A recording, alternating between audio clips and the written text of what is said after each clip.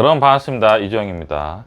최근 새마을금고 부실 사태와 미국 금리 인상에 대해서 저희가 한번 살펴보도록 하겠습니다.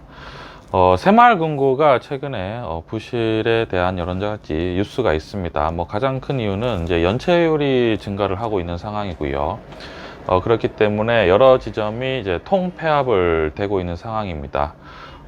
새마을금고에 당연히 이제 저금이라든지 이제 예금이 있으신 분들은 아무래도 이제 불안할 수밖에 없는 상황이 되는 거죠. 왜냐면은 예금자 보호로 인해서 5천만 원밖에 보장이 되지 않기 때문에 그 이상이 되시는 분들과 또 그렇지 않더라도 해도 사실은 새마을금고 말고도 여러 가지 대안이 많지 않습니까? 그렇기 때문에 요즘에는 이제 뉴스에 뱅크런이라는 약간은 좀 무서운 단어가 나올 정도로 여러 가지 지금 어려운 상황이 지속되고 있는 상황이죠. 이제 여러분들에게 늘 말씀드리지만 지금 현실 경제는 굉장히 힘든 상황입니다. 미국 같은 경우에는요, 기준금리가 5.25%고요. 대한민국 같은 경우에는 지금 기준금리가 3.5% 정도 수준이죠. 새마을금고의 부실의 가장 본질적인 것은 결국은 부동산 경기 침체죠.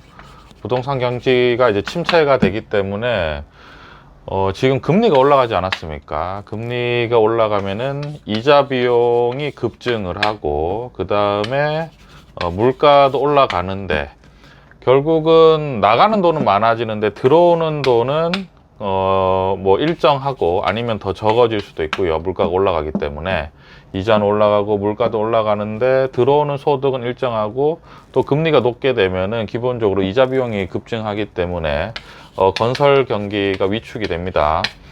새마을금고 같은 경우에는 보통 이제 건설, 그죠? 결국은 주택담보대출, 전세자금대출 이러한 것들이 사실 좀 힘든 상황이죠. 그렇기 때문에 지금 새마을금고의 이제 연체율의 상승이 있고요. 여러 가지 어려운 상황이 있는데, 이제 문제는, 우리가 늘 이제 말씀을 드리죠. 화폐라는 게 굉장히 어떤 관념적입니다. 관념적이고 상징적인 게 있는데, 제가 이제 뱅크런이라는 단어를 쓰고 새마을금고에 대해서 여러분들에게 이제 말씀드리는 이유는 이게 굉장히 관념적이기 때문에 빨리 진압을 해야 됩니다. 그러니까 아주 작은 그 징후라도 빨리 처리를 해야 돼요. 그렇기 때문에 지금 새마을금고가 연체율이 올라가 있고 좀 이렇다 이런 것들 우리가 막 소문을 내야 됩니다. 그러면은 정부가 아주 적극적으로 관여할 수밖에 없겠죠. 이러한 문제를 해결하지 않으면은 사회가 굉장히 혼란스럽지 않습니까? 근데 이러한 것들을 약간을 이제 덮어두고 만약에 지나간다라고 하면은 나중에 이제 굉장히 작은 문제일 수 있었는데 너무 커지게 되는 거죠. 그럼 새마을금고가 지금 이런 상황이 되면은 다른 이제 금융권들도 전부 다 어떻게 하겠습니까? 전부 다 관리 감독이라든지 그 다음에 새롭게 어떤 정비를 하겠죠. 그렇기 때문에 지금 우리나라 같은 경우 기준금리 3.5인데요. 이제 문제는 뭐냐면 미국이 기준금리가 5.25나 되는 상황인데도 불구하고 IT 기술 산업 위주로 계속해서 주식이 상승하고 있습니다. 우리가 다들 알지만 애플, MS, 구글, 엔비디아, 테슬라 이러한 것들이 상승을 하고 있기 때문에 물가가 잘 잡히지 않습니다. 그렇기 때문에 이번에 미국이 기준금리를 또 올린다라고 지금 얘기를 합니다. 왜냐면 이제 물가를 잡기 위해서는 결국 이 주식이 좀 떨어뜨려야 되는데 떨어지지가 않죠, 잘. 그래서 만약에 기준금리가 5.5%가 된다라고 하면 우리나라 기준금리 역전이 거의 2% 수준이 되는 거죠. 결국 우리나라도 금리를 또 올릴 수도 있다라고 이제 가정을 하면 자, 이 포인트가 뭐냐면 3.5인데도 이렇게 지금 힘든 상황이에요. 결국 이제 건설 경기, 부동산 경기가 굉장히 위축이 되고, 물론 이제 위축이 되는 것도 있지만 사실은, 포인트는 그 전에 우리가, 주택에 대한 부동산, 아파트라든지 주택에 대한 약간 법을 좀 극단적으로 표현하면 약간 투기성 자본이 좀 심했죠. 뭐 아파트 값이 너무 많이 올라간다든지 이러한 것들, 그러니까 결국은 무슨 말씀드리면 생산성 없이 투기라는 게 빚으로 끌어올렸기 때문에, 그러니까 현금 흐름 없이, 생산성이라는 게 현금 흐름 없이 빚으로 끌어올렸기 때문에 금리가 이렇게 빡 올라가 버리면 어떻게 됩니까? 전부 다 부실이 돼 버리는 거죠. 그래서 우리나라 같은 경우에는 가계부채가 OECD 국가 중에서 지금 뭐 1위라는 얘기가 있는데, 이런 것들이 전부 다 부동산에 어떤 투기성 자본이 들어가서 그죠, 지금 다 뭐 물렸죠. 지금 빚만 지고 전부 다 물린 뭐 그런 상황이고, 우리는 지금 이러한 상황을 알고 있어야 됩니다. 투자는 또 냉혹해야 되지 않겠습니까? 굉장히 냉혹해야 되고, 여기서 우리가 포인트는 뭐냐면은 어려운 상황이지만, 자, 결국 미국이 금리를 끌어올리는 이유는 뭐죠? 이 IT 기술 산업 위주로 자꾸 올라가요.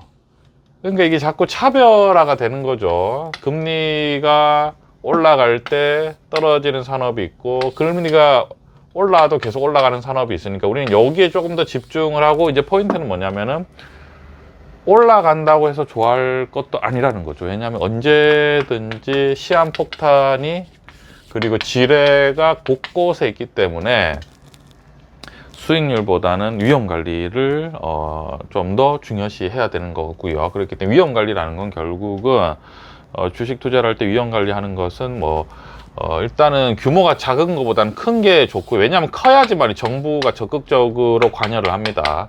그리고 여기 종사하는 사람들이 많아야 돼요. 이렇게 되면은 화폐랑 연동이 되기 때문에 정부나 뭐 기관에서 열심히, 그죠, 어떤 상황이 있었는지 간에 이걸 극복하려고 하죠. 왜냐면 이게 무너지면 화폐도 다 무너지기 때문에.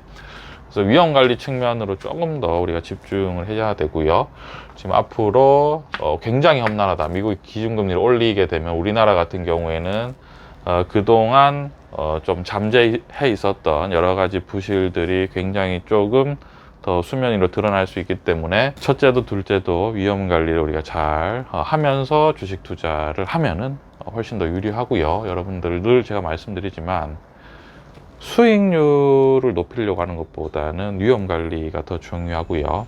올라가는 주식보다는 떨어지지 않을 주식을 우리가 조금 더 사모아 가야 되는 포인트고, 그리고 제가 늘 말씀드리지만 살아남기만 하면 됩니다. 살아남기만 하면은 저는 수익률은 저절로 따라올 거라고 생각하기 때문에 여러 가지 많은 어려움들에 대해서 우리가 정확하게 이해를 하고요. 이런 것들을 어떻게 극복해 나갈지 계속해서 저희가 뭐 스터디 하면서 잘 이겨낼 거라고 생각합니다. 이러한 관점 투자에 참고해 주셨으면 좋겠습니다. 감사합니다.